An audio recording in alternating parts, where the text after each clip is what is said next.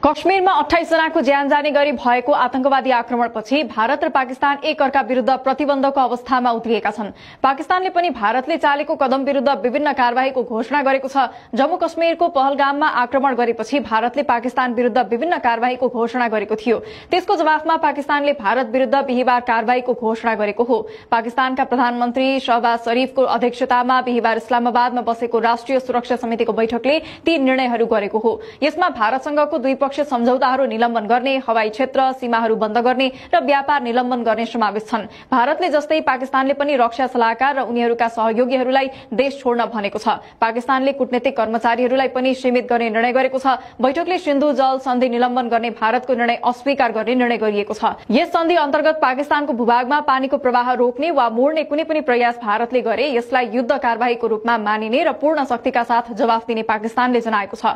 बैठकपछि जारी विज्ञप्तिमा भनिएको छ, भारतले अन्तर्राष्ट्रिय महासन्धिहरू, संयुक्त राष्ट्र संघको सुरक्षा परिषदका प्रस्तावहरू र अन्तर्राष्ट्रिय दायित्वहरूको जानी बेवास्ता गर्दै गरेको लापरवाह र गैरजिम्मेवार व्यवहारलाई ध्यानमा राख्दै पाकिस्तानले भारतसँगको सबै द्विपक्षीय सम्झौताहरू निलम्बन गर्ने अधिकार प्रयोग गर्नेछ, जसमा शिमला सम्झौता पनि समावेश छ। जबसम्म भारतले पाकिस्तानभित्र आतंकवादलाई बढ़ावा दिने, विदेशमा हत्या गर्ने र कश्मीरमा संयुक्त राष्ट्र संघको प्रस्तावहरूको पालना नगर्ने व्यवहार बन्द गर्दैन। पाकिस्तानले भारतको स्वामित्वमा रहेका वा सञ्चालित सबै एयरलाइन्सका लागि आफ्नो हवाई क्षेत्र तुरुन्तै बन्द गर्ने घोषणा गरेको छ। साथै बाघा सीमा पनि तुरुन्तै बन्द गर्ने घोषणा गरेको छ। यद्यपि घोषणा अनुसार वैध कागजातहरू सहित सीमा पार गरेर भारत प्रवेश गरेकाहरू अप्रिल 30 सम्म यसबाट हुँदै फर्कन सक्ने पाकिस्तानले जनाएको छ। पाकिस्तानले सिख तीर्थयात्रीहरू बाहेक सार्क भिजा छुट कार्यक्रम अन्तर्गत सबै भारतीय नागरिकहरूलाई दिएको सबै भिजा निलम्बन गरेको छ र यी भिजाहरूलाई रद्द गरिएको मानिनुपर्ने बताएको छ। यस्ता भिजामा पाकिस्तानमा बसोबास गर्ने भारतीय नागरिकहरूलाई 48 घण्टाभित्र देश छोड्न निर्देशन दिएको छ। यसबाहेक घोषणामा भनिएको छ कि भारतसँगको सबै प्रकारको व्यापार पनि निलम्बन गरिएको छ। यो कुनै पनि तेस्रो देश मार्फत गरिने व्यापारमा पनि लागू हुने जनाइएको छ। पाकिस्तानले इस्लामाबादमा रहेका भारतीय रक्षा सैन्य सल्लाहकारहरूलाई पनि अवांछित व्यक्ति घोषित गरेको छ र तुरुन्तै देश छोड्न भनेको छ। पाकिस्तानले यी सल्लाहकारहरूको सहयोगी कर्मचारीलाई पनि फिर्ता जान निर्देशन दिएको छ। घोषणा अनुसार अप्रिल 30, 2025 देखि इस्लामाबाद स्थित भारतीय उच्चायोगमा कर्मचारी संख्या 30 मा सीमित हुनेछ।